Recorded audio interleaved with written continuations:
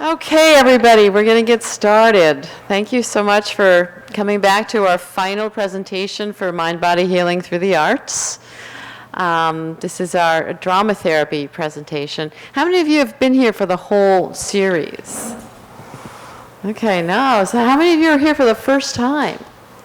Oh, this is great. I'm so glad. So we're really, really fortunate today to have one of the leaders in the field of drama therapy, Robert Landy, here, who is going to be presenting his work about working with communities using theater and drama therapy techniques. And this is really a really important mission of the new school, is to really engage our students in civic projects in the community, and drama is such a wonderful way of getting people together and allowing them to try out new roles and to problem solve through interactions in dramatic enacting. So without further ado, other things about Robert Landy. Robert runs the NYU drama therapy program. So if any of you are interested in possibly getting your master's in drama therapy, he would be the person to speak to. He teaches all over the world. He's written many books and has a new book out that he'll be talking about, and has created so many interesting training materials for the field. So let's welcome warmly Robert Landy, Dr. Robert Landy. Thank you, Louise. All right, so we're a nice, small, intimate group. So can I ask everybody to, would you mind coming up a little bit and sitting together? I'd like to introduce my work to you from a personal place. And being that we're a small group, I'm going to ask you to engage in a process together to understand what this work is all about. And one of the things I do, in fact, when people ask me, what does a drama therapist do, or what do you do as a drama therapist? One of my simple answers, and I can get to very complicated answers too, but one of the simple answers is I help people tell their stories.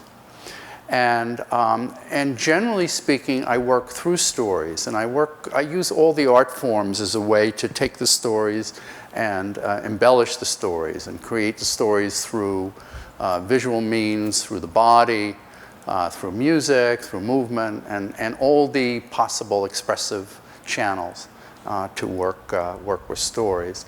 And I work with stories for the purpose of helping people examine either personal issues or social or cultural issues. As Louise mentioned, I'm going to be talking later and showing you a video, a DVD, of some work done with a group of children right after 9/11, who saw the planes hit the towers from their classroom window on the fourth day of school. As the young children. And so I'll give you an example of how drama therapy can work in a more communal or community way. But it would be nice to, in fact, you know what would be very helpful for me, in that we're so small, if you could all just say your name, and one thing that sort of brings you to this talk today. It's very brief. I mean, this isn't a big thing. So would you begin and just tell us your name and why you're here today? Yes, my name is Melina Torres. Sorry. My name is Melina Torres. I'm in the Creative Arts Therapy program, and I'm very interested in the drama therapy techniques. Great, thank you. Hi, I'm Anthony Pappas, and I wanted to see how this lecture might help me to think about future career goals. Great, thank you. Hi, I'm Carol Yancey, and I'm in creative arts therapy here at the New School. Great. Nathaniel Jacobson, trying to go by Nate, speaking of transformations, and ditto with Carolyn.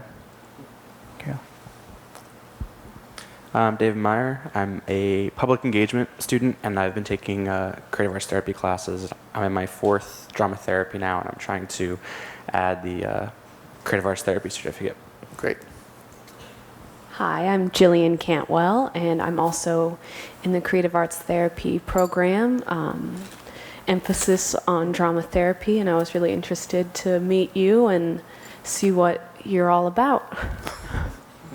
Thank you. My name is Yinan Zhang. I came from China. I'm now visiting Parsons School of Design, New School of Design, and I'm a media designer and doing video projections for theater. So that's why I'm so interested in this program. That's great. And where are you from in China? Shanghai. Well, just as a bit of information, do you know the Shanghai Theater Academy? Oh, yeah. So, the Shanghai Theater Academy in general is a very important training institute in China for theater professionals. Yeah. But in recent years, they've become interested in developing a educational theater component and even a drama therapy component. I don't know if you're aware of that. Not really, but So in these last couple of years, the idea is how to bring this work into the schools in China, and also into potentially corporate life, where middle managers and workers are being challenged by the stress of the workplace. And how can drama and drama therapy help people, deal better with the stress, and also into the mental health system, where China is going through a kind of a revolution in understanding, how do we treat people who are mentally ill. So China is one of, and I go to China somewhat regularly, and China is one of the countries, and Chinese culture, also Taiwan and Hong Kong, are countries that are really looking at ways to use the creative arts as forms of education and therapy. So it's really exciting what's going on there now. I wanted to let you know that. yeah, I think so. Yeah. Thank you. Thank you. I'm just having the mic around. Okay. It's like, oh, I'm sorry. Oh, you can say no. I just been introduced. Oh, hi. Hi, I'm Mary. I just saw this on the internet and I was sort of curious, so Good. Yeah. And next to you? Oh, one more. Sorry. Hi, I'm Kate Fossbender, and I have a BS in art therapy, and I know already that I want to pursue drama therapy, so just trying to gather as much information as Great. I possibly can to accomplish that goal. Terrific. Okay. So if you will all indulge me for a few minutes, I want to take you through a very simple story-making process. And we have, I'm going to ask you to work, well, actually, the very first thing is, I'm just going to ask you to stay with me. I'm going to take you through a guided imagery experience. And all you need to do is open your imagination and close your eyes. So I'm going to ask you for a moment to just close your eyes and take a nice deep breath. And just, you just follow my voice through this experience, and it should be a positive experience. And just relax your body. Take another deep breath, and just relax your shoulders, and let go of the tension in your body for a moment. If you can stretch out a little bit and sit in a very comfortable way, that would be helpful. And I'm going to ask you to imagine an empty space. And into this empty space enters a figure. It could be a human being, could be an animal, it could be an object in nature, but a figure enters into the empty space. And this is a figure who is about to take a journey. And the journey is toward a destination that is somewhere distant, somewhere far away from the figure. And I want you to imagine that you're watching the figure about to take this journey toward a destination that's far away. And I'm going to ask you to even visualize, what is the destination? Where is this figure journeying toward? And I want you to imagine that you can see the figure proceed on the journey. And as the figure is moving toward the destination, there is an obstacle that is blocking the forward movement of the figure.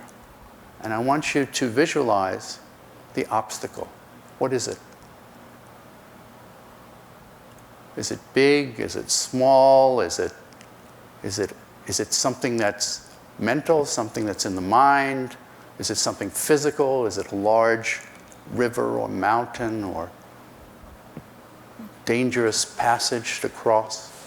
What is the destination? And as hard as the figure tries to get through the obstacle, there's a struggle. The obstacle is a formidable obstacle. It's difficult to get past. And the figure is struggling and struggling. And the figure realizes that on its own, it doesn't have the strength to get beyond the obstacle. And so it searches around for help. And in the distance, a helper appears, someone who can guide the figure beyond the obstacle. And I want you to visualize, who is this helper? Who is this guide? What does it look like? Again, is it a human being? Is it an animal? Is it an object in nature? Is it perhaps just a thought, an idea? And because the obstacle is so difficult to get beyond, the figure calls out for the helper. And I want you to see, imagine what's happening. Does the helper come? Does the figure keep asking the helper to come? And once that connection is made, the figure uses the guidance of the helper to attempt to move beyond the obstacle. And I want you again to see in your mind's eye what happens. Is the figure able to move beyond the obstacle with the help of the helper or not? And as the story comes to an end, I want you to see how things turn out. Does the figure reach its destination or not? Is the helper effective in guiding the figure to the destination or not? And once the end of the story becomes clear, I'd like you to open your eyes and come back to the group.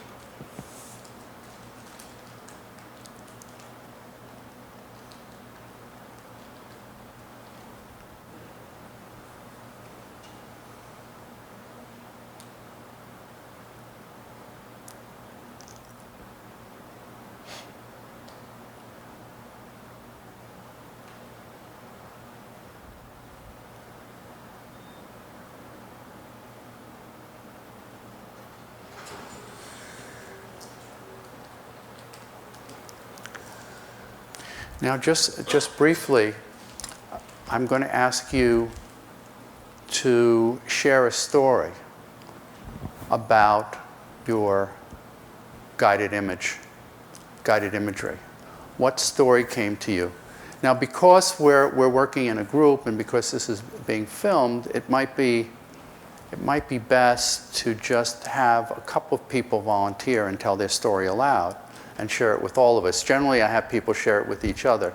But I think for the purposes of tonight, I'm going to ask if perhaps two people are willing to share their stories. And the way I'd like you to tell the story is as if it were a fairy tale. Once upon a time, there was a figure. Or once upon a time, if I may, I'll ask you to call the figure a hero. And when I say hero, it could be hero, heroine. It's not a gendered choice. It could be a male, female, or it can be an object, some kind of a non-gendered object, I don't know. But I would like two brave, intrepid volunteers to tell us a story.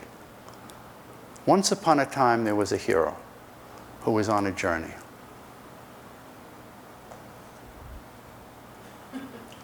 Please, 1, 2, okay.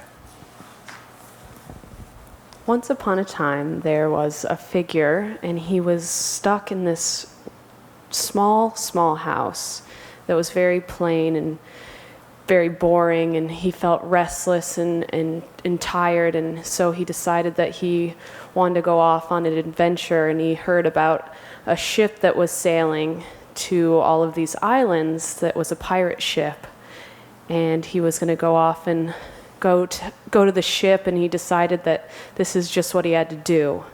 And so he didn't pack much, and he left his house, and he got in his Toyota, and he noticed his tire was deflated. And so he opens up the trunk, and he doesn't have his tools to change the tire. He doesn't even know if he remembers how to, because he hadn't done it in so long. And so he notices there's this woman next door doing a bit of gardening, and he asks her if she has any tools to help change the tire, and she gets them, and together they quickly change the tire, and he was feeling really nervous, like he was going to miss the ship, but they changed it so quickly that he was on the road and drove off into the sunset to the bay, where he just barely caught his ship.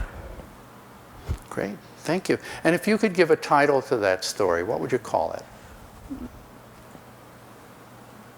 A Man and His Pirate. Okay, great. And who are the main characters in the story? Who the figure is, or the hero is? The hero or the figure is the man. Okay. And the helper was the neighbor woman. Right. And the obstacle was the flat tire. Flat tire. Yeah. And the destination was the ocean to the pirate ship. Okay. And where is the ship going to? It's going on a long journey. I think Australia was the final destination. Right. And why Australia? What is so compelling about Australia? That it seems like just a far enough point from where he knows that it's like a long time on the ship where he really gets to be out in the open water. Right. And why is that important for him? Just to know that there's more in the world, that there's this huge world, and to be able to sail across the water and see it all. Great. Okay, thank you very much. Okay, another story. Once upon a time, there was a hero, a figure made of blocks, but they were soft blocks, so he didn't weigh very much, and he was very bored. He sat in a room that itself was a soft block, and everything was white and boring, and he decided to leave and find something else to do, and he was able to get right through it and started flying out through space, and he could see in the distance this city made of metal with noises and people and motion and things to do. And a white fabric appeared in front of him on his way, and it stretched left and right and up and down, and it stretched even more when he tried to go through it. No matter what he did, he couldn't get around it. It would find him. And every time he thought he was making his way through and he would make a little hole in it, it would just come back at him again.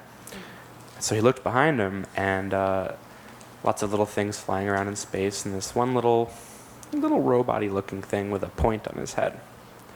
And he looked at him, and he grabbed him and put him right on top of his head, put the point right through the fabric, and split through and flew into the city. And in the end, the happily ever after, they became friends and roommates. And he had his little mini robot bed, and he had his little block bed, and now they work together, happily ever after. Fantastic. Fantastic. So give a title to your story? blockheads. Blockheads. Fantastic. Okay, so who is the hero in the story? Well, actually now I think that the spiky friend was the hero, but the blockhead was the main character. Okay, all right. And the destination? Somewhere new and different. Somewhere new and different. Beautiful. And the obstacle to get to somewhere new and different? This fabric that you could not change, that stopped you no matter where you went. The fabric that you could not change, right? And the guide, the helper? Just, I guess, something floating out there unexpected that happened to have something beneficial. That happens to have something? Beneficial. Okay, great. All right, thank you very much. Is there one other short story that anybody would like to share? Maybe from stage right? Yeah? Great, fantastic. So once upon a time, there was a figure that had no defined features, just kind of a stick figure type person that walked from a bright room into a really dark room. And as they walk further into the darker room, they start to see different things that they wanted to reach their, nature, friends, family, that sort of thing. And as they were walking, all of a sudden there was a small brick wall that they thought they could just leap over. But when they got over to the other side of the wall, there was a whole row of people that kept pushing them back, tripping over the wall, having to go back over the wall. And eventually a hero came, who was a person coming from the other side, towards them, was able to sneak underneath the person and brought a friend with them and helped lift them up and over the other people and the voices that the person was hearing, and they were able to go off. Fantastic. Great. And the title of your story is?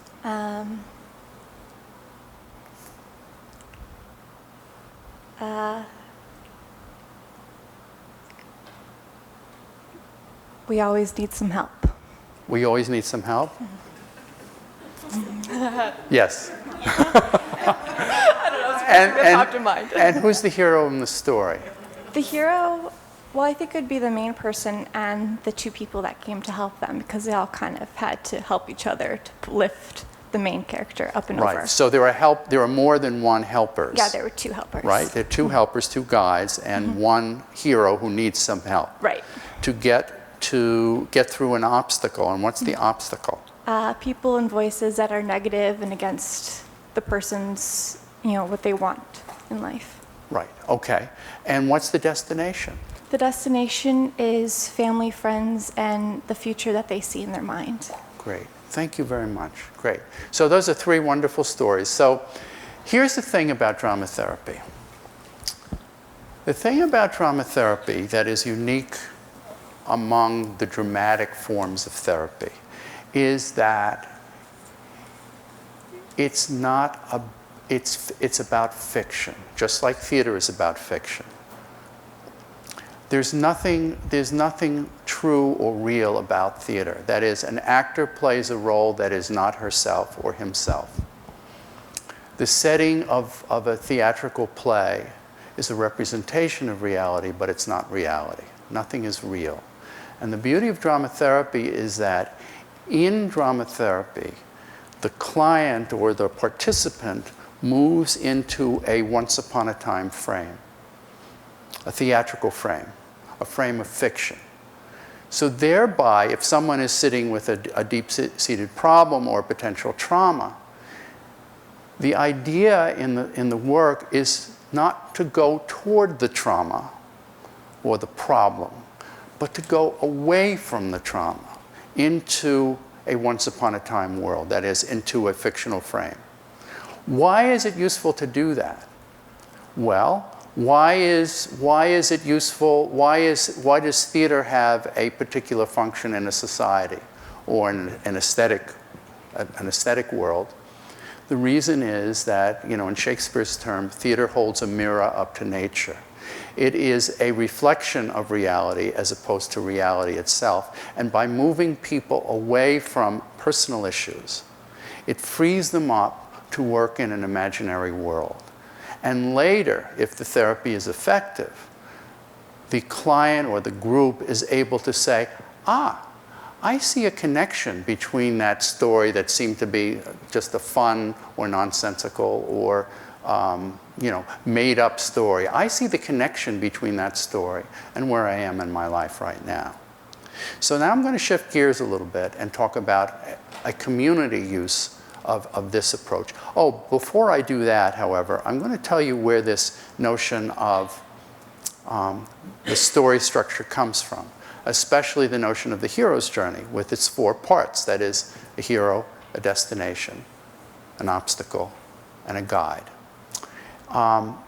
Before I studied drama, I was a student of literature, and one of the things that I noted, and of course there's a very profound connection between classical epic literature in both East and Western cultures, by the way. And whatever I say today, you're probably familiar with Journey to the West and the stories of the Monkey King and so forth, which is known by most people who grow up in Chinese culture. Which is a typical hero's journey, by the way, with these parts intact. And you'll tell me if I'm wrong. But in classical literature, for example, one of the great classics of Western literature is the Odyssey, which is the story of the great hero Odysseus, who has just been victorious in the Trojan War and is about to return home to Ithaca.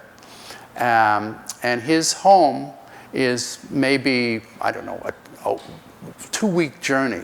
His home in Ithaca is perhaps a 2-week journey from Troy, where he just fought the war. But it takes him 20 years to get home, to make that journey.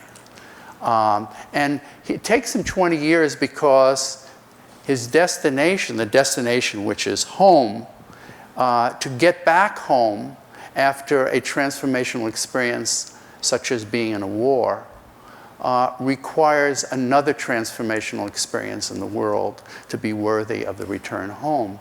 And this is typical for epic poetry or classic literature. That is, a hero goes through some kind of a transformational journey from point A to point Z in order to discover something deep about the nature of the world, the nature of reality, the nature of the gods, the nature of anything that's sort of profound and important to know in the world. And so the structure of the hero's journey is a hero is journeying toward some destination that on the surface seems to be one thing: home, Ithaca, wherever the journey might be. But in fact has a deeper metaphorical meaning. That is the journey, the destination is something that is, it's a place in the heart, it's a place of understanding, the nature of reality and so forth. And along the way, the journey is never a straight journey. Along the way, there's an obstacle, or there are many obstacles. And in the story of the Odyssey, Odysseus confronts, the sirens and the cyclops and all these mysterious monsters and enticing, seductive women who are, forms of gods and goddesses and so forth. And the obstacles are quite formidable and quite impossible for one mortal to get through. So this mere mortal needs the help of a guide. And in all the classical stories, such as A Journey to the West, the stories of the Monkey King, the heroes, the guides, the helpers, are supernatural beings. And in the Odyssey, the guide is the goddess Athena, the goddess of wisdom, who's able to help Odysseus navigate. And in the stories of the Monkey King, there are Buddhist gods, and there are all kinds of god figures, who manage to help the hero along the way, on the path. So this is where the structure of the hero's journey comes from. In a more contemporary philosophical sense, some of you might know the works of Joseph Campbell, who wrote a very famous book called The Hero with a Thousand Faces, where he talks about this notion of the hero's journey. It's a rather complex model, and the model that I use is much more simplified and much more based on sort of literary sources.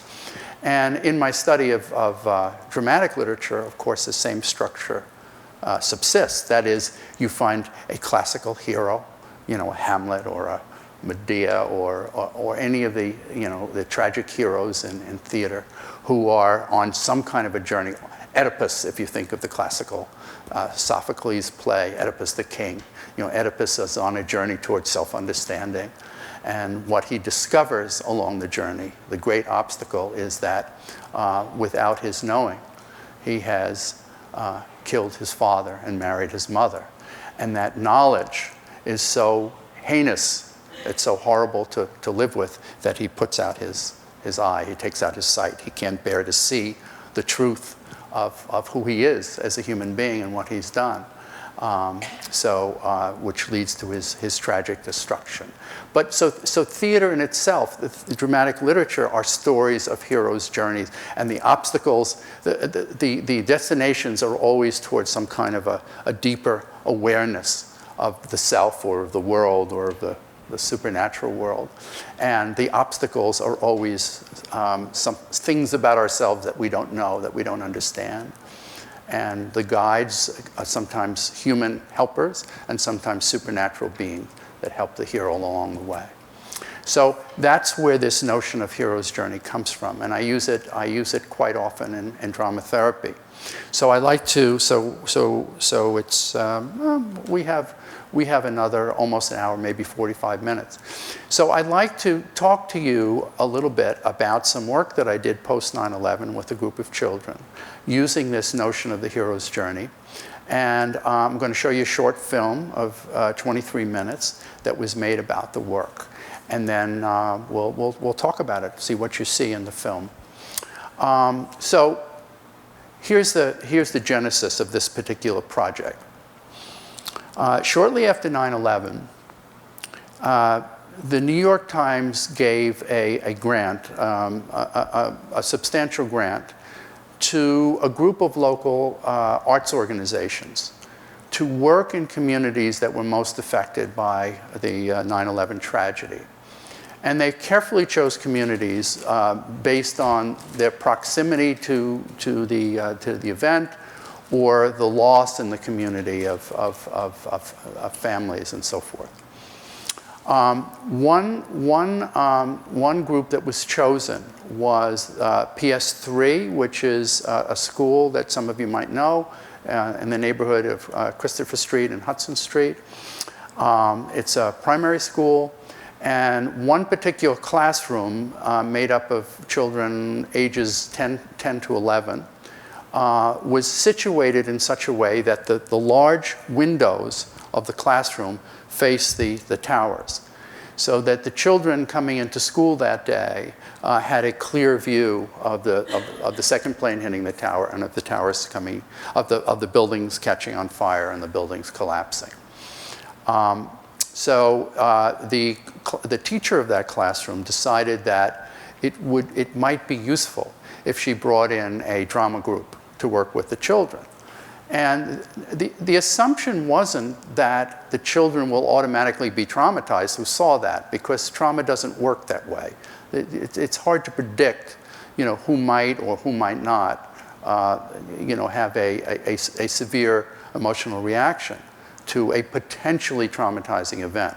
But the idea was that everybody was exposed to this potentially traumatizing event, and perhaps it would be useful to process it in some way, but in an indirect way, not a direct way, not sitting down with the children with a psychologist or a sociologist and having a conversation about what they saw, but rather indirectly through a fictional form.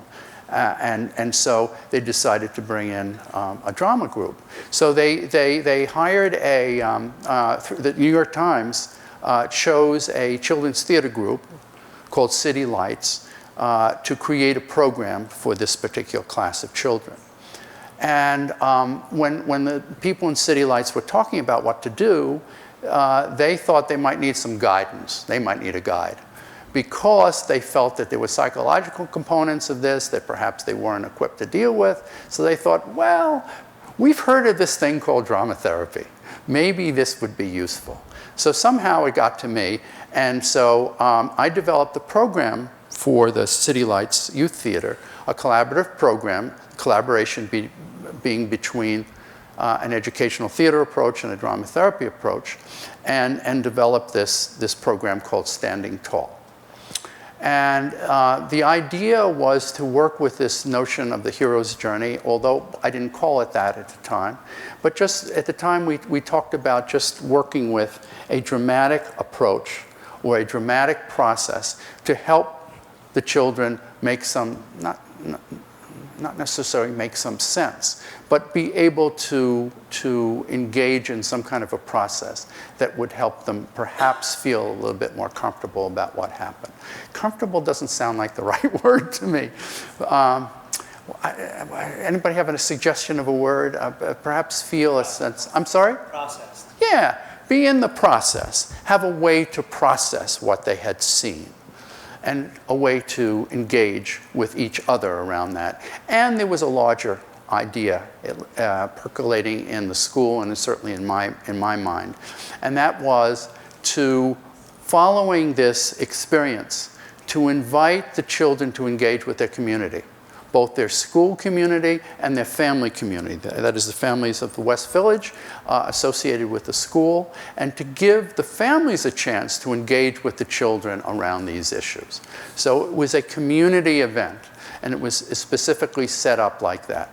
The process was basically to use this role work, the hero's journey work in role, and to have the children create stories, and through their stories and role work, to develop a play, and to have the children perform the play for the community, the school, again, the school community and the local community, and following the play to have a dialogue with the community. And that's precisely what we did. It was about a 4-month process. We worked once a week, every Friday afternoon for several hours. The children were extremely engaged. It was about, 25 children.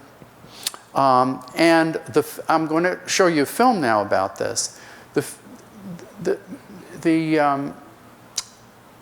As you will see in the film, a big part of the process was engaging with the teacher and winning the teacher's trust to be part of this process. And so each week, we would debrief with the teacher after each session. You'll see some of the debriefing sessions. I would speak to the teacher and say to the teacher, you know, why don't you give such and such a homework assignment to the kids and have them tell more, generate more stories or do some drawings, and let's see where we go, and that'll be used as part of our next workshop on the following Friday. The other thing I want to tell you is that the filmmaker was deeply involved in this process. Her name is Peggy Stern. She's a very close friend of mine, and she worked with 2 crew members, a sound person and a camera person. So with 3 filmmakers. And the question was, how do we deal with this? The kids are going to be working with this, this kind of deep material. And so it was solved by Peggy Stern, the filmmaker, saying, I'm going to get to know the kids.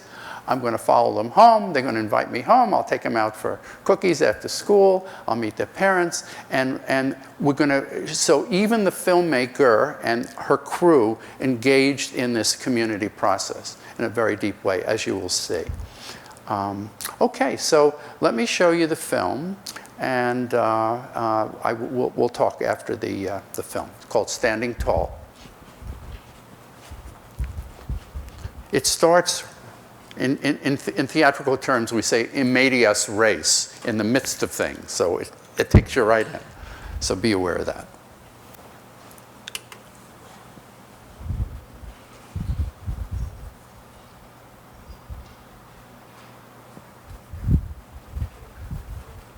I want you to get a picture in your mind of a little scene.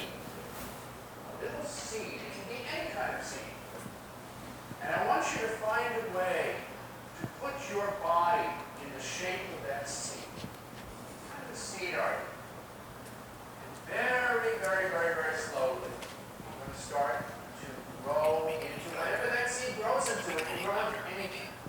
And you're going to grow into a thing that stands tall, right? Remember, we'll call standing tall. So take your time and begin to grow into a thing that is going to stand tall.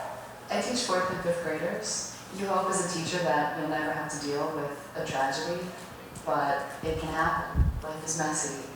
A death, something that happens in the community that finds its way into the classroom. Something impacts your kids and you aren't ready to deal with it.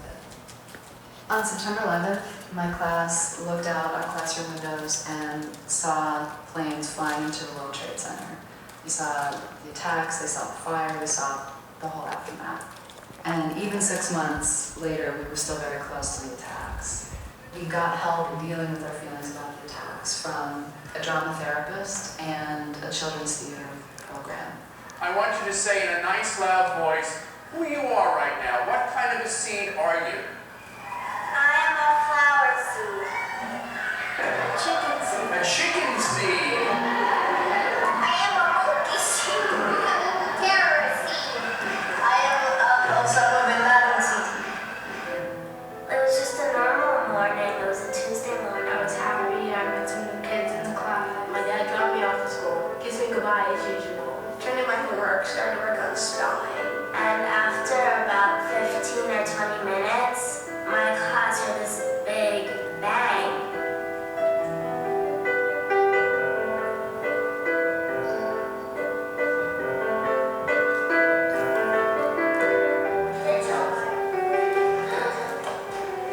September 11th was my 4th day as a teacher with my own class. School starts at 8:40 and the kids started to come in, and it was a little bit busy because kids didn't really remember where they sat, and I'm trying to direct people, here's where you hang your backpacks, here's where you sit. And I remember Gareth came up to me and said, "The World Trade Center's on fire." And I don't really remember taking him seriously. I looked out the window. It was the beginning of school. And it was like blue, and then I saw a building on fire. And I ran to tell Rachel, and I said, "A building's on fire." And she didn't believe me. The floor started shaking. Everybody ran straight to the window. It just looked like a movie, and no one believed really. I couldn't believe it was really happening. When I looked out the window, I saw the World Trade Towers, and one of them was on fire. And then I noticed that there were about a dozen kids standing at that window looking out at it. At first I thought it was a big thunder cloud for some reason, because it was all dark and everything. There was just tons of smoke. I basically just saw a hole with fire. I wanted them to feel safe, and as I'm telling them to be calm, there's nothing to worry about, even though I'm thinking I'm worried too, all the kids that could see out the windows screamed because they saw the second plane hit the second tower. And then I remember turning my head the last second and seeing an explosion. And I was hoping my dad was okay because he usually dropped me off, and then he goes and either he takes the train back home or he goes to his workplace, which is down near Wall Street. I was more sad than scared. Of course, I'm not gonna lie to you and say I wasn't scared. I'm all brave and stuff. Felt like I wish all of my friends were around me. I wish I had maybe so I can talk to them. And I also wish that I had a black sheet that I could just throw over the window so that I could never ever see that again. And just make it like a magic trick. Make it all disappear. Just go away forever. The name of this project is called Standing Tall. The workshop met once a week over a 4-month period. So I just thought we'd just speak for a moment about what that means, standing tall. Does anyone have any idea about that? Being strong and not just giving up and saying, "Oh, I don't, okay, you think that, then I'll just go along with that." Really believe in what you think. So believing in yourself, yeah? Excellent. What kind of people stand tall? Yeah, the boss of a company or something, because they'd have to boss people around. Well, not really boss people around, but tell them what to do. If you're gonna make anything like writing a song or writing anything, that you have to stand up against other people's judgments. Okay, so an artist or somebody who's creating something. Somebody who's creating an inventor, singer, artist, actor. Now I'd like you to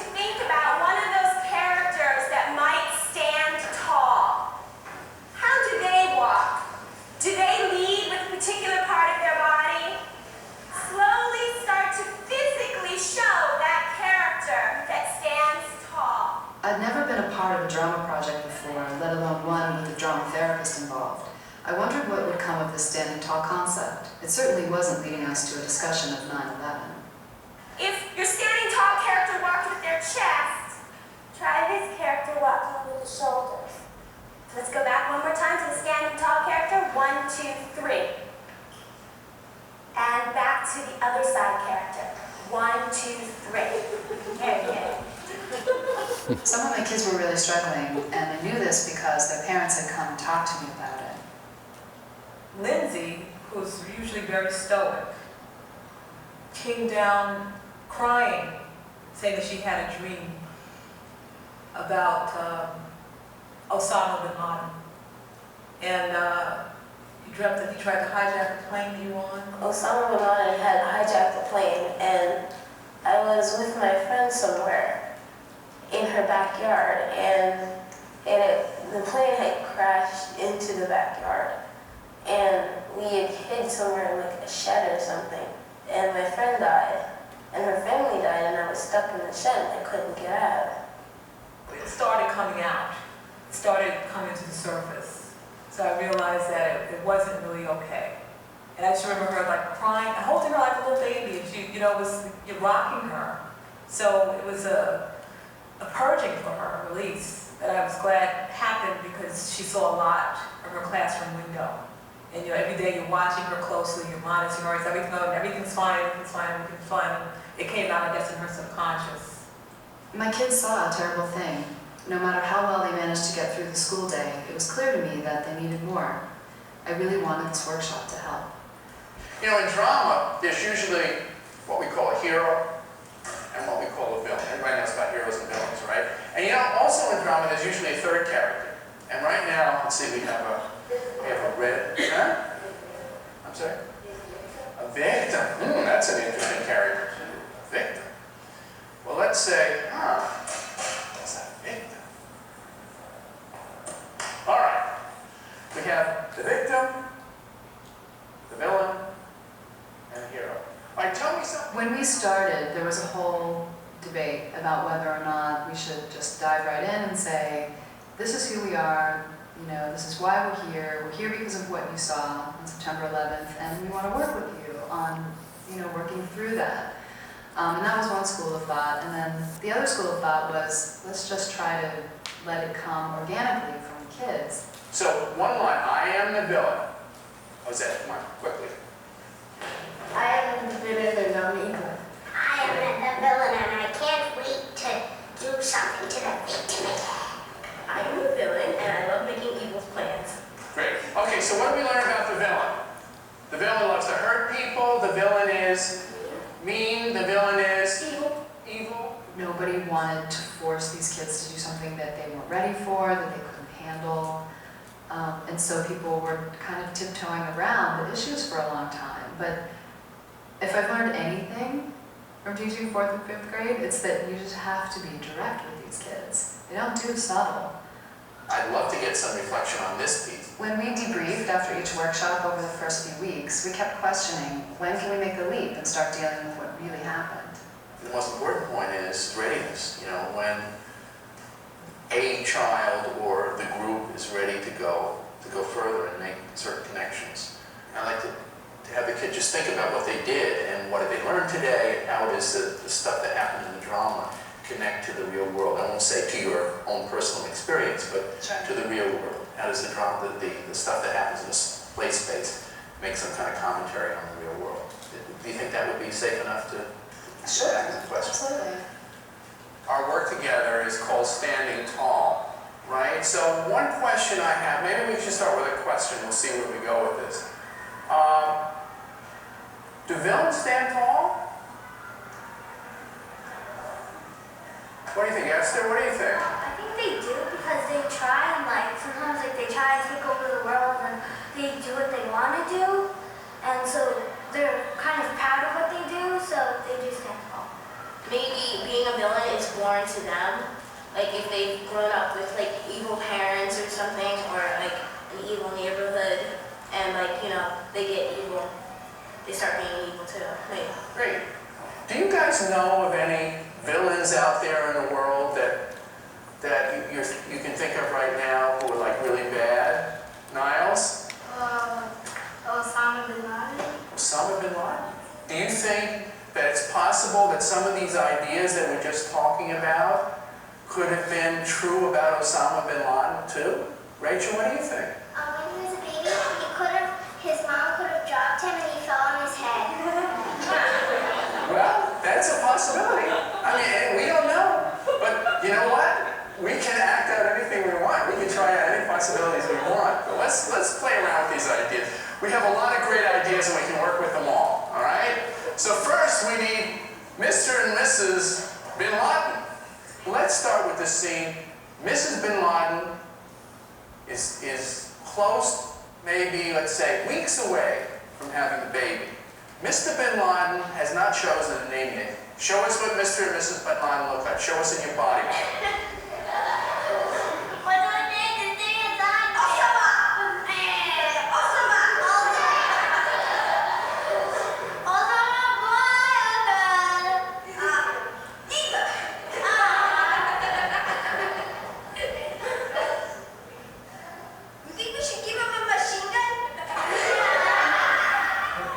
To watch the work that they did that day, being so silly about Osama bin Laden and acting in stereotypical ways of what they thought most people might be like, and that violent play, I just remember the guns coming up over and over again, and Osama saying, "I want to kill people," and I was so uncomfortable with it.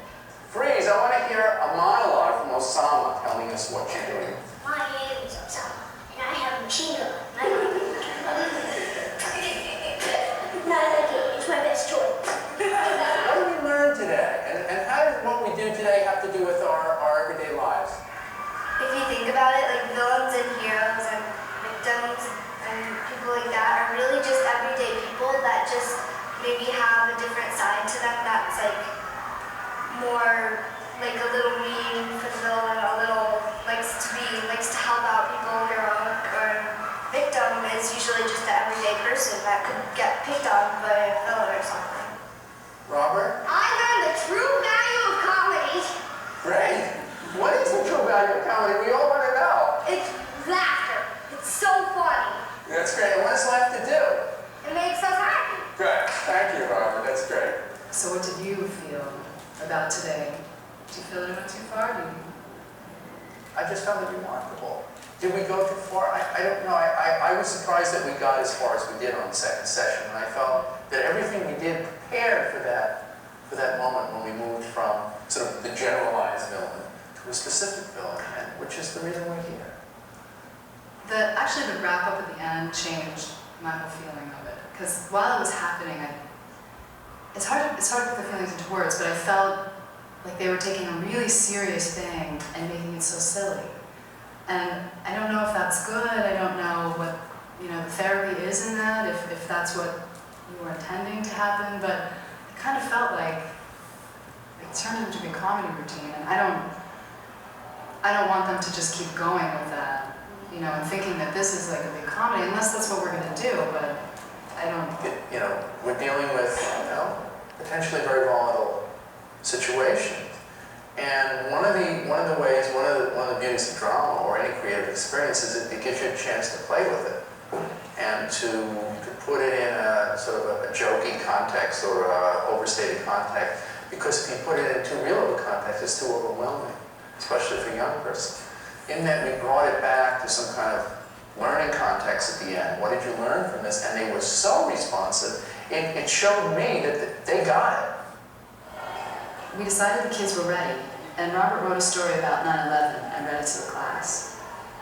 There was a time, not too long ago, when something terrible happened. It happened on an island named Standing Tall. The people of Standing Tall came from all walks of life. Among them were villains, victims, and heroes. And like those in all great cities, the greatest hope of the people was that their children. When Robert finished, it was the kids' turn to break up into groups and think of their own Standing Tall stories from the point of view of victims, villains, and heroes. Within each group of about 10 people, each person's going to get to tell a story. You're going to decide one story from that group that when we come back together, you will share. Once there was this guy who was just woke up like every day in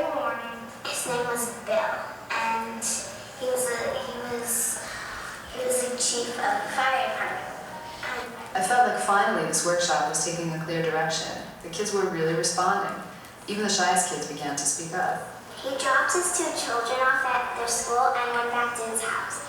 And he turned the TV on and he saw that the 2 towers were like being hit, so he called his... Robert's story really touched a nerve. The idea of an island called Standing Tall allowed the kids to imagine their own stories and express what had happened on 9/11 through their imaginations. The kids went home that night and drew pictures and wrote down their stories. The next workshop, we acted out those stories. There were 2 of the most shining and tallest buildings in the island of Standing Tall. And all of the crowds and everybody loved those 2 buildings. But this wasn't always so. There was a different building. Everybody loved this building, just as they loved the 2 twins now. All of the crowds just went to the other 2 buildings. The umpire was very jealous at first. And then he was too tired to be jealous, so he became angry. And then sad, and finally lonely. One day, 2 planes hit the 2 twins.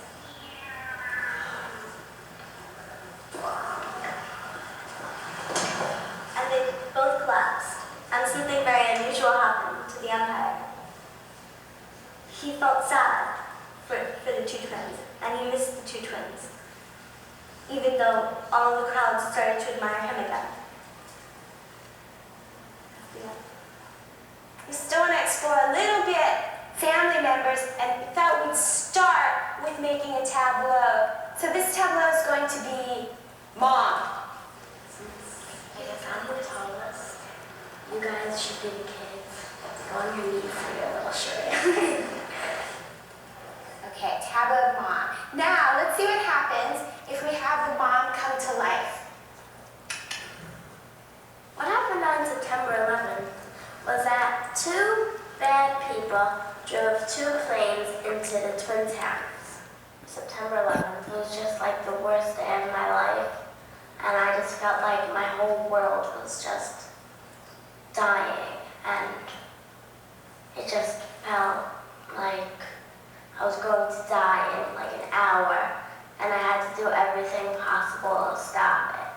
We were just wondering if the studio audience had any questions to ask Mom about her role as hero, what she might have done that day. Is it hard to explain and talk to your kids about that? It's a little hard because there's some things that you can't really talk to them about because they don't understand. But yeah, if we didn't have the drama class, I would probably just be like so much different, and I really feel like the drama class changed pretty much like my life. And now I think of life as a whole different meaning. And if what I would do is I would just like, I have no idea what I would do. I would just be dead in my mind. From here on out, we're going to be rehearsing the play. Now, as we rehearse, there might be some changes to the lines, but more or less, this is how the script is.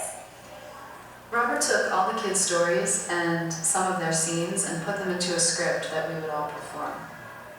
I'm learning so much about my kids through this experience because I can sit back and really watch them and really see what they're thinking. I think that it's been valuable for them because they've gotten a lot of chances to really safely explore their feelings about, you know, the whole tragedy. And the project's kind of given them a new way to look at it. Instead of this big, scary thing that happened, it's a story. And there are different players in the story. There are heroes and victims and villains. And we can talk about all these things. And we can act. Early in the year 2002, our class began to work on a project called Standing Tall. We were told by our teachers that we would learn about drama, play roles, and at the end, create stories and perform to you. week later, we were asked, what films can you think of? Most of us answered the same. Aha! We thought this was no ordinary drama class. We knew then that our class was about our experiences on September 11, 2001. Drama would be a way to help us make sense of what we saw outside our classroom window on the 4th day of school. I'm the play. I am going to kill a lot of people and make them die. I wasn't looking when I was doing. The drama workshop really allowed the kids to have an emotional response to 9/11. I feel like the kids really opened up much more than they would have been able to had it just been us sitting in a circle talking about current events. The ground started to shake. They were all about to get up and run to the window. We created a space where they could be creative by letting them move, by freeing them from their desks. It was pulling things out of their imagination. It was telling the story any way that they could. Fire spread like a cup of milk when you spill it and ate everything in sight. It was hunger. The project really allowed them to get to this goal that we'd set for them. And I think that the goal was about healing, about making them realize that, yes, we saw this horrible thing, but we can work through it, and we can be there for each other, and we can move on. There hasn't been a day that I've woken up since September 11th and not thought about that morning that we were all here together. 50, 60, 70 years from now, if I'm still alive, I'll be thinking about them, and that I was here with them while that happened, wondering how they are.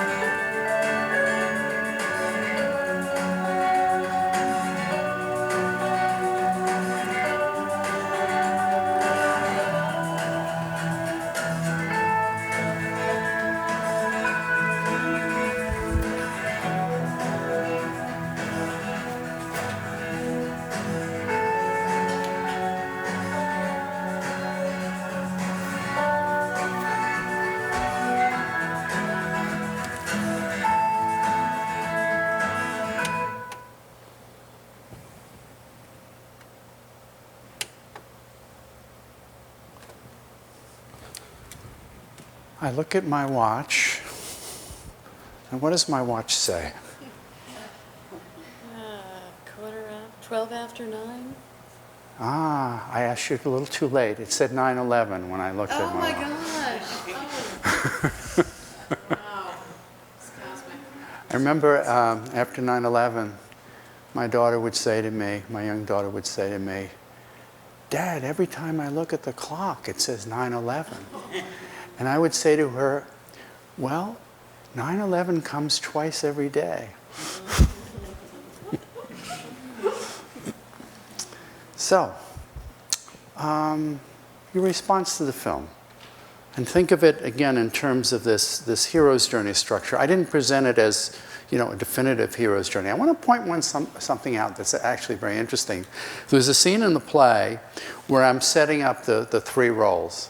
And I intended to set up the hero and the villain, as the two parts of the model. And as the third part, I asked them, and what, that there's another role that often appears in plays. And what I was getting at was this helper role, the guide role, right?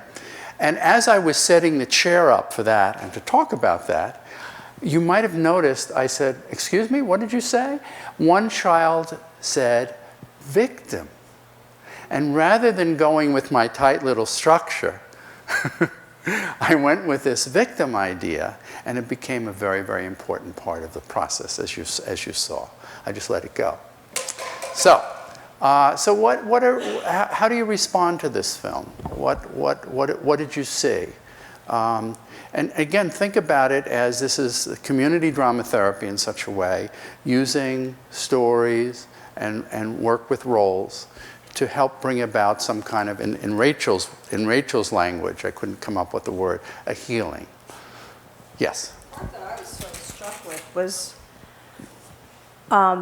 giving Empire a personality, or the twins a personality. Yes. I thought that was really quite interesting because, you know,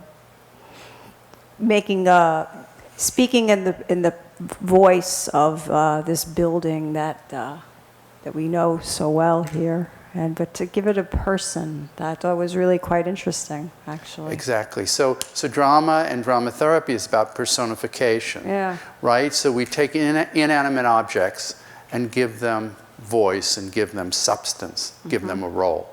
And many of the characters that they chose as heroes were things like fire hoses, ladders. And so the objects became characters, they became roles, they became people, they became heroic. And that's typical of a drama therapy process.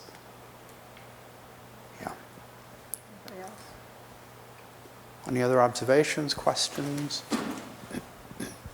I thought it was really interesting when the teacher, after you guys were processing with the staff, she was concerned when the kids were like joking around or not joking around, but talking about the incident like a little more lighthearted, and they were laughing, and she was like kind of freaked out by it. That's right. And I thought, like, just observing that and thinking, well, what's the difference between a comedy and a tragedy? Like, as an actor, nothing. You would play it the exact same way. So it's kind of interesting to think about how it's perceived as not being as serious when it's a comedy, but when you're the actor playing in the comedy, those stakes are still just as high as if you're playing in a drama. So, well, you know what's interesting? If you think about comedy and tragedy, comedy is generally an intellectual form. It's about ideas, whereas tragedy is about feeling. It's sort of the difference between the forms of drama, of you know, the tragic mask and the comic mask. You know, classical comedies are like A Midsummer Night's Dream, are stories about you know, sort of ideas and concepts. It's not necessarily about feeling; it's about moving away from feeling, and that's precisely what the children were doing by making it into you know, an overstated, funny context. They were moving away from their feeling, and they were dealing with, you know, the seriousness of the moment by joking around with it, by playing with it. And it helped them then get into that, an understanding of the event. You know, the scene that I set up, I hope you understood it. I set up a scene, you know, we were dealing with what is the nature of evil. You know, I was raising a very serious question. What's the nature of evil? How can evil exist in the world?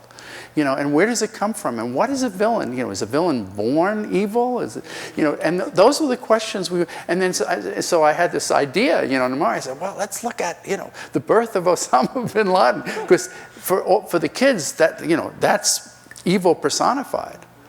Osama bin Laden, they all said it. I didn't push anything during this thing. And so let's see, how does he come out? And I was thinking, oh, the kids would probably show a scene where an innocent child comes out. Well, he comes out with a machine gun, you know, as if to say, yeah, evil is evil. You know, this is evil. You know, he was born evil. And another kid said, no. People aren't born evil. Sometimes their mother drops them on their heads. You know, they was making another joke. Or sometimes, you know, it just sort of happens by the circumstances that. So the children were extremely philosophical. And so the comedy led to this intellectual discussion, which was really interesting. Remember I said comedy is about ideas. Tragedy is about feeling. Yes? And sometimes the difference, what struck me about what you said there is that sometimes it's just you're told that this is supposed to be serious, or you're told this is supposed to not be serious. Yeah. And when you've got something that breaks the boundaries of reality, then you don't fit into a category. I was just reading something in one of the psychology things I'm supposed to read that said that art helps you circumvent heavy emotions without circumventing reality. So you can stay, so it's keeping into reality is the challenge in this context. Without, even though you're not supposed to be laughing about it, you want to make sure that you're focused on the reality of the situation, and sometimes those emotions are going to be unpredictable. I don't know if that... No, you're right. You know, something came to mind when you were speaking. I had this experience of visiting recently Auschwitz, you know, the concentration camp. And there was a moment when there were two children that were playing, you know, family was there. And there were two children who were playing in the street, and they were sort of laughing and carrying on. And the mother came running and grabbed the kids and said, "You can't laugh, do you know where you are?" And she was very angry at them, and she was shaking them. And I was with a friend, I turned to my friend and said, "So you can't laugh in Auschwitz?" Right. I mean, think about it. Yeah. Right. That's still the rule. Right? You can't laugh in Auschwitz. That sounds like the teacher saying, my kids shouldn't laugh about 9/11. Right, yeah. right. Yes, it is right. These are kids, you know, they're 10 years old, and they're given the opportunity to play with something very, very serious and very deep and very profound. And by playing with it, something shifts in them. I mean, you should be able to go like this. You should be able to do whatever you want. You know? Yeah. You express yourself. Yes, exactly. That's the beauty of the arts as therapy. I have a question about these kids. They seemed so healthy. I didn't see any re-traumatization going on at all. And I'm wondering if the degree of traumatization with 9/11 has to do with just innate vulnerability due to previous trauma or something like that. What are your thoughts about that? Yeah, well, certainly people who tend to be traumatized by you know, a sudden tragedy are people who have a history of trauma in their background, or people who are perhaps neurologically, you know, wired to experience a certain kind of reaction.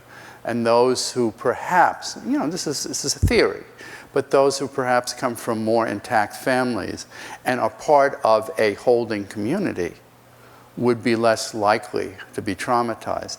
The kids in this particular class, it was a very mixed group. You know, some of the kids that we featured were the most articulate kids, the brightest kids. That one tall girl whose mother we hear speaking about her dreams, you know, is extremely bright, and extremely verbal and articulate, and she was a real outstanding participant of that group. And that's why she was chosen by the director, you know, to be interviewed. But in that class, there were special ed kids, there were kids on the autistic spectrum in that group, and we worked with everybody. And we were able to reach everybody on some very basic level. So yeah, we don't know, you know, what you see is a very positive image, I agree. It raises the other question, what about the follow-up? Well, we did follow up with the class weeks and months later. And we sent questionnaires around to their families. So we did collect some data, but we didn't do any, you know, longitudinal research. So I can't tell you precisely what happened 5 years or 10 years later to these kids, and whether, you know, there were still nightmares on that for that one little girl about Osama bin Laden. I don't have any information or data on that. But from the, you know, the few follow-ups that we did, people seemed to be pretty healthy about it, pretty clear about it. I think this was a very effective process, but I'm telling you just from anecdotal, I have no hard evidence to say that.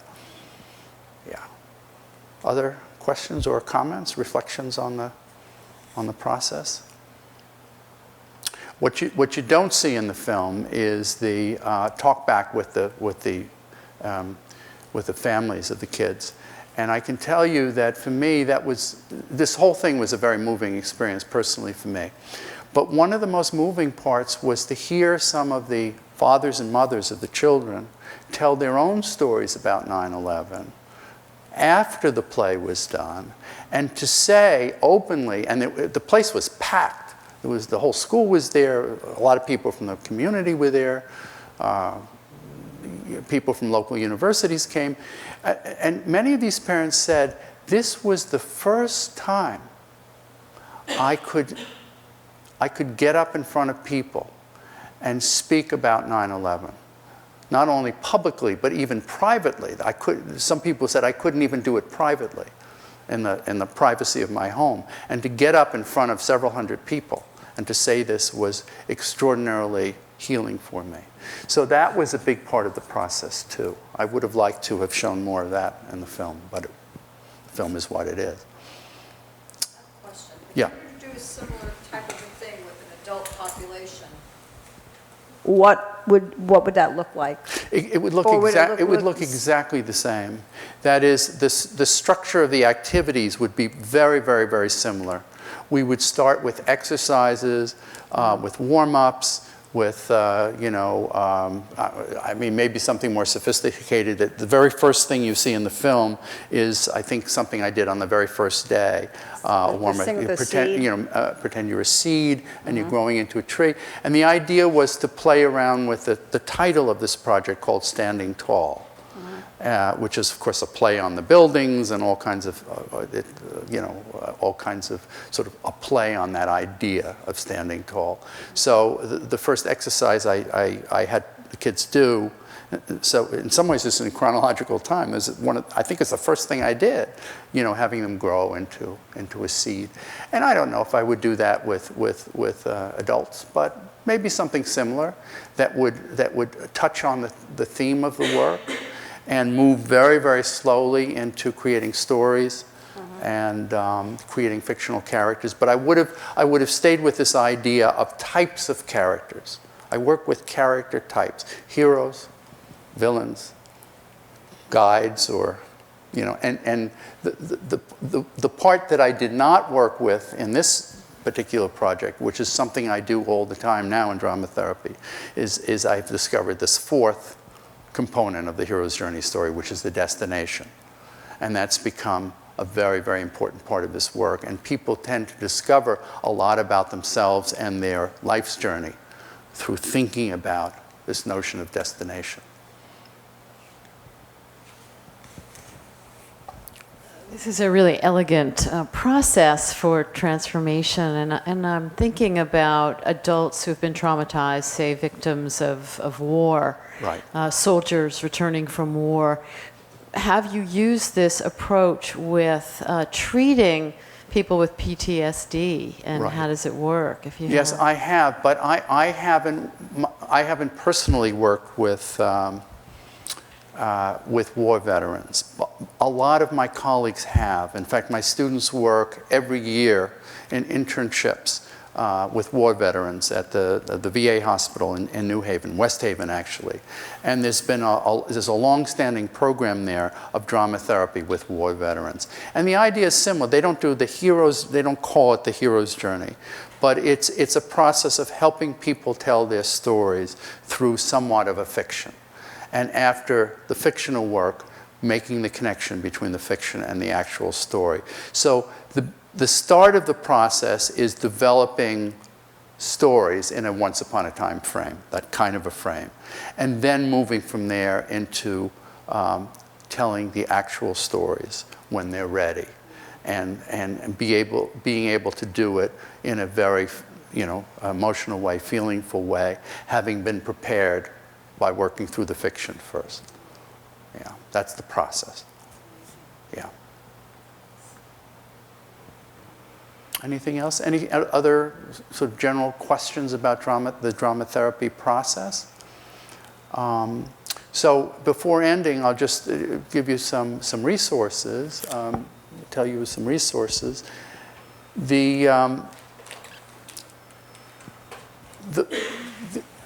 I've written a number of books about drama therapy, some of which are more theoretical in nature and some of which are more practical in nature. The two last books that you might be interested in are, one is called The Couch and the Stage, and that's a book that really looks at the origins of drama therapy in both traditional healing forms, such as shamanic healing forms, and the early days of psychoanalysis. So for those of you that are interested in psychology, for example, and especially in the history of psychoanalysis, I look at the tight circle that existed around Freud in the early part, actually the later part of the 19th century, early part of the 20th century, and those people who questioned Freud's primacy on language and a verbal cure, and were raising the question that whether working with imagery and working through the body, working through action, perhaps had another way, perhaps was another way to get to the unconscious experience and explore it and work with it. So, for example, one of those people was Carl Jung, who I'm sure most of you know about, who developed an approach called active imagination, which is an early form of, I think, all expressive therapy, certainly drama therapy. And the idea is that the patient creates imagery that represents their problem or issue. And through active imagination, the client is able to engage with the image, to dialogue with the image, and thereby transform the image and thus transform the nature of the internal problem. And that was Jung's break with Freud was traumatic for both of them. They both went into a deep depression following that break. But Jung's ideas have had a great effect on the development of not only drama therapy, but art therapy and all the creative arts therapies. And there are many others who broke with Freud because they couldn't accept that the verbal way was the only way to get at unconscious experience. So that book is called The Couch and the Stage, and it also looks at three approaches to drama therapy that are rather different and analyzes them in great detail. And my latest book is called Theater for Change, and it's closer to I think some of the ideals of the New School. That is, the New School was developed as an antidote to fascism, and are looking at the building of community, the building of intellectual communities, Theater for Change, actually the full title of the book, Theater for Change, Education, Social Action, and Therapy. And the idea of the book is to look at all forms of applied theater that are used to change the world in some ways, to not just as forms of entertainment, but rather as forms of transformation. And so it views drama therapy, or the therapeutic use of theater, or in a larger sense, the use of the arts, in connection to the use of arts, in this case theater, as a way to change educational systems, to change people's ways of thinking, and to change social systems, or to critique social systems, that, especially those that are oppressive of people. And that book just came out a couple months ago. So it was a pleasure for me to work with you today. Thank you for your stories and for your indulgence. And